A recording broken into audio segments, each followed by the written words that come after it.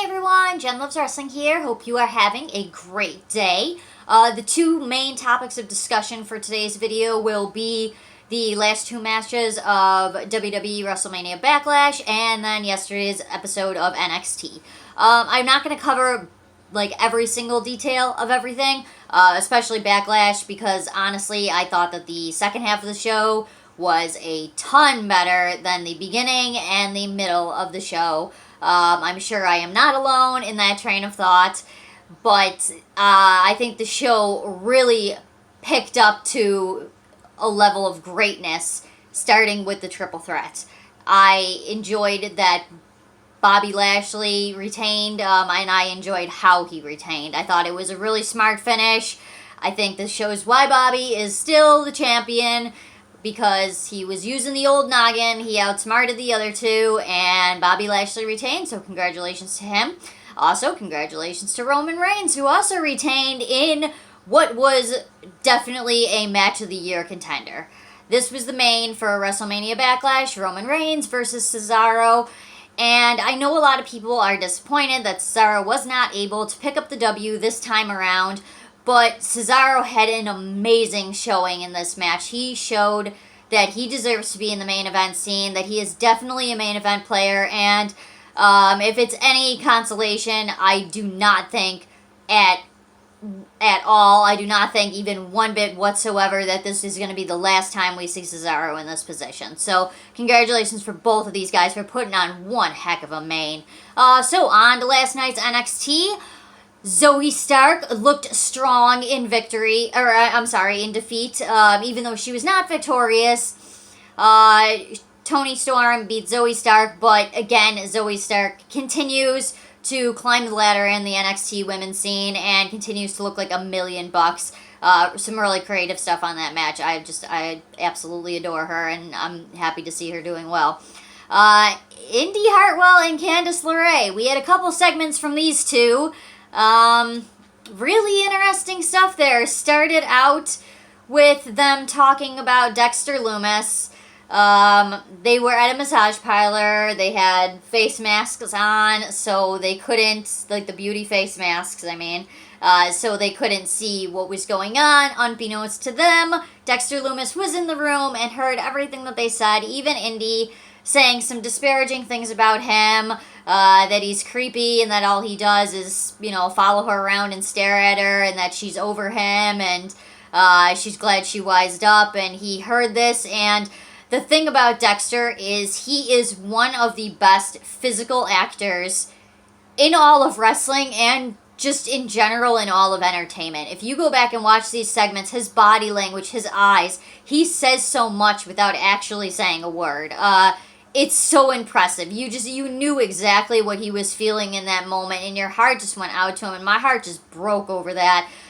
We later came back around to the ladies wrapping up their beauty treatments, and there was a problem with Candice's credit card, which I had a problem with, actually, because it made no sense to say that one of her purchases didn't go through, like, it wasn't paid for, but like, that's the point of having a credit card, is you put it on the credit card. So I think the logic there was weird, but like, I get they were doing what they had to do to give the big reveal that Candice did indeed send the flowers to Shotzi and Ember. Dexter did not do that. Indy was overjoyed over this, and she was running around and screaming that he still loves her, and so there is life in Index yet, and there is still a chance for them. So, everybody, let's keep our fingers crossed that these two crazy kids can work it out. Okay, so we had DiBiase has been kind of terrorizing Cameron Grimes for the last few weeks, and finally Ted DiBiase actually ended up costing Cameron Grimes a match this time against Jake Atlas, so this is definitely escalating. We had a fantastic Pete Dunne interview. Pete was just, everything was perfect for his character, and one of the things I love is when a literal moment in truth in wrestling comes out and Pete Dunne says, "I have never had a bad match." Well, obviously that is what your character would say. You're not going to say, "Oh, look at all these bad matches I've had." But Pete Dunne really hasn't ever had a bad match, and he elevates every single person he has ever been in the ring with. He is a rare gem. He is a treasure to this business, and thank you for Pete Dunne for existing, because I mean, it made me smile though a little bit, because it actually, it's something that his character said, but it actually is true though too. Like he hasn't had a bad match, so. But this was a great interview, and I'm excited to see what's next for Pete Dunne. You know, we know he's got Bobby Fish next week, so that'll be a great one. Okay, so we gotta talk a little bit about The Thing, but I don't want to talk about The Thing too much. Killian Dane defeated Alexander Wolf. And then after the match, some stuff happened. So I don't... Here's my comment on that. Thank you, Alexander Wolf. Thank you so much. I love you. Alexander Wolf was part of one of my favorite things in the entire history of wrestling. Something that is very near and dear to my heart. So, Alexander Wolf, thank you so much. I love you. Everrise. Now, let's get back into lighthearted stuff here, because if you gotta follow that up with anything, Everrise is so funny. These guys were cracking me up the whole segment, but like, they are just so special though. So freaking hysterical. Got clocked in the face by running their mouth by Raquel Gonzalez of all people, because Everrise likes to challenge women backstage to punch them.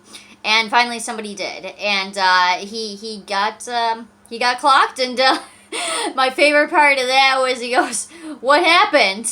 And then you got sucker punched a little. So I don't know. I think those two are so funny. I love that segment. I love Everrise. Speaking of things I love, I am starting to get low-key obsessed with Hit Row. I get so excited every time they come out. I love that theme song.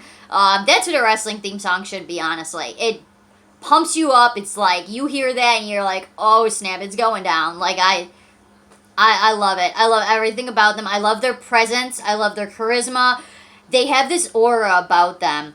They feel huge. And it's really, really exciting when they come out. I love it. And we had them versus Tony Nese and Arya Daivari, which, if you guys know me, know I was thrilled about that, because Daivari is my favorite in 205, so it was so cool to see him in NXT, getting that big opportunity right there. So that was a great match. You had Shanti the Adonis and Top Dollar versus Tony Nese and Arya Daivari. So we had 3/4 of the match came from 205 and a new debut.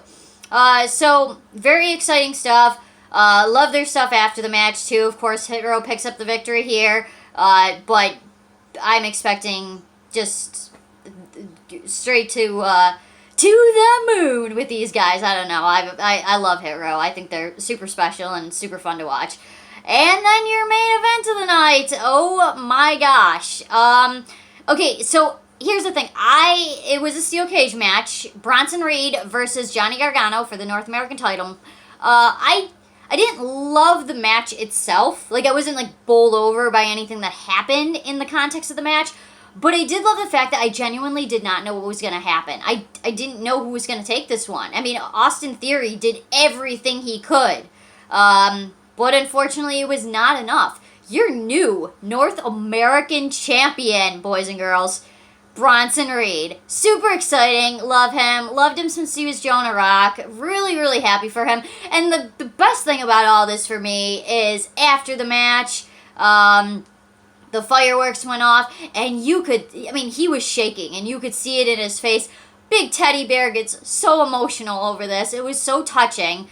Big, humongous congratulations to Bronson Reed. Your new North American your new North American champion. So happy for him.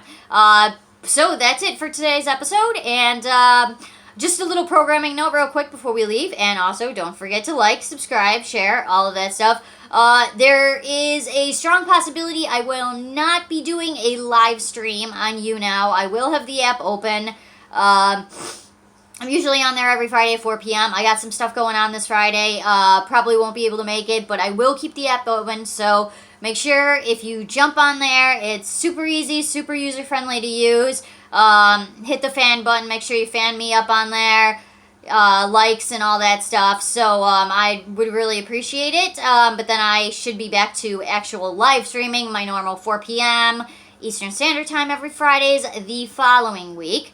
Hope that you guys enjoyed this episode, and if you did, don't forget to give me that big thumbs up and share and tell everybody that you love Jen Loves Wrestling, because Jen Loves Wrestling loves you. Have a great day. Love you guys. Bye. Mwah.